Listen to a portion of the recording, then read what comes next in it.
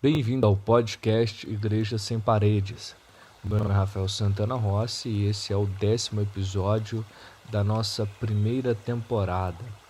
O Evangelho segundo escreveu Lucas, capítulo 9, versículo 20, diz assim: Mas vós, perguntou Jesus, quem dizeis que eu sou? Então falou Pedro e disse: És o Cristo de Deus. Jesus, no episódio anterior a este, acabara de multiplicar 5 pães e 2 peixes para 5.000 homens comerem e se fartarem, fazendo sobrar 12 cestos com comida ainda. Isto é, Jesus acabara de manifestar de forma evidente e impactante seu infinito poder, principalmente para seus discípulos, que eram quem realmente sabia sobre a impossibilidade humana de alimentar aquela multidão com o que eles possuíam em mãos, que eram apenas 5 pães e 2 peixes. Jesus, posteriormente a esse episódio, vai orar à parte, estando com seus discípulos mais uma vez. E então, Jesus faz o primeiro questionamento: quem dizem as multidões que eu? Traduzindo, Jesus, apesar de conhecer a resposta antes de formular a pergunta, né? Ele sempre sabe, aliás, a resposta antes de formular a pergunta. Ele questiona sobre a opinião da grande massa acerca da identidade dele. Ora, Jesus, mesmo conhecendo a resposta, busca conduzir ali a mente dos discípulos à grande revelação. Não é uma pergunta idiota, não é uma pergunta tola. Jesus está conduzindo um raciocínio para trazer à tona uma grande revelação. Os discípulos respondem que as multidões divergiam sobre a identidade de Jesus. Uns diziam que eram João Batista, outros Elias, e ainda haviam teorias de que era um outro profeta ressuscitado dos mortos. Veja, a grande massa não tinha consenso sobre a identidade de Jesus no sentido específico. Entretanto, no geral, eles tinham um consenso em não admitir que Jesus era o Cristo, ou seja, o Messias, o ungido, o Salvador vindouro. O ponto fundamental aqui é que antes de conhecer a revelação do Evangelho da Graça, Jesus pode ser qualquer um para você e para a grande multidão e para a grande massa. Eu vou repetir, antes de conhecer a revelação do Evangelho da Graça, Jesus pode ser qualquer um para você e para as grandes multidões. Se é uma massa religiosa, como era a tradição judaica, essa grande massa pode projetar em Jesus a identidade de um profeta qualquer. Se é uma massa humanista, como nos dias de hoje, principalmente no cenário ocidental, a grande multidão pode projetar em Jesus a figura de um pensador histórico qualquer. Pense comigo, quem a atual geração diz que Jesus é? Jesus vai conduzindo a conversa, aquela conversa com seus discípulos, no grande objetivo de revelar-se a si mesmo como Cristo. Eu vou repetir, Jesus está conduzindo esta conversa, este raciocínio, com o fulcro de revelar-se a si mesmo como Cristo, conforme veremos à frente. E então Jesus sai do espectro do geral, da grande massa, para o espectro pessoal. E ele pergunta: quem vocês dizem que eu sou? Essa pergunta, ela penetra a alma daquele que é questionado por ela, né?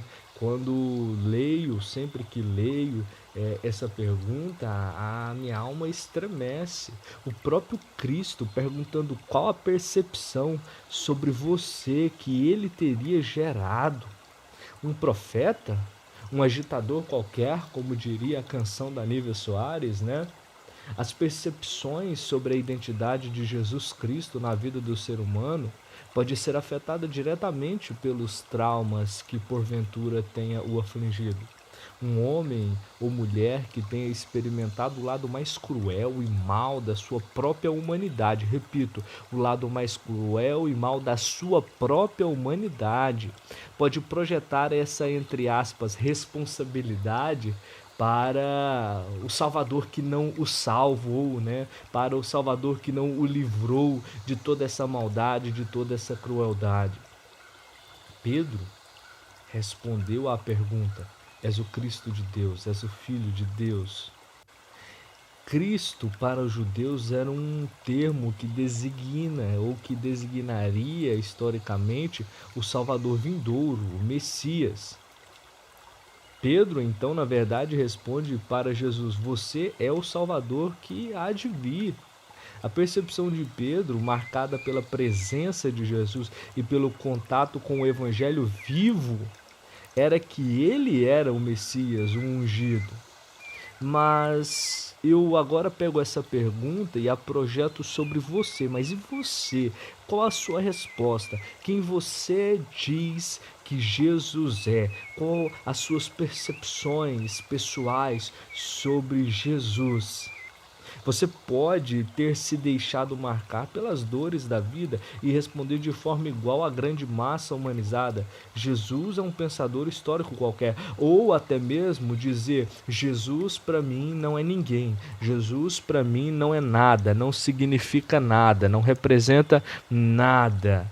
Jesus adverte seus discípulos que não espalhassem a declaração de que ele era o Messias, trazida por Pedro, porque dentro do caminho da comunidade judaica, aliás, assolada e explorada pelo Império Romano, poderia soar uma questão política revolucionária, tendo Jesus como rei revolucionário. E esse não era o Jesus verdadeiro. Ele não era, entre aspas, o político prometido, né? Jesus então chega aqui no clímax, no ponto fulcral, no versículo 22, Jesus então responde, dá a sua resposta e chega ao ponto que ele desejava, conduzindo aquele raciocínio, aquelas duas perguntas, né, feitas aos seus discípulos. E no verso 22 está dizendo: é necessário que o Filho do Homem sofra muitas coisas, seja rejeitado pelos anciãos, pelos principais sacerdotes e pelos escribas, ponto e vírgula, uma pausa, seja morto e no terceiro dia ressuscite. Parafraseando, Jesus está respondendo nos seus discípulos, que era aquele que sofreria o nosso sofrimento, que seria rejeitado pela rejeição moralista religiosa que muitas vezes nos é impingida pelo fato de nós sermos pecadores, que morreria a nossa morte e ressuscitaria para nos dar a vida, para ser o nosso caminho, verdade e vida. Jesus responde nos seus discípulos. Eu concluo aqui te fazendo talvez um grande desafio, te convidando para uma grande experiência. Deixe Jesus responder quem Ele é em você. Deixe Jesus formular essa percepção viva dentro de você. Deixa que Ele dê a resposta para a pergunta quem Ele é, quem Jesus é. A resposta será surpreendente. A resposta será a mesma lançada no versículo 6 de João 14. Eu sou o caminho, a verdade e a vida. Ninguém vem ao Pai senão por mim. Ele é o Cristo, o Filho do Deus vivo. Que Deus te abençoe. Te espero no próximo episódio. Compartilhe essa palavra. Até.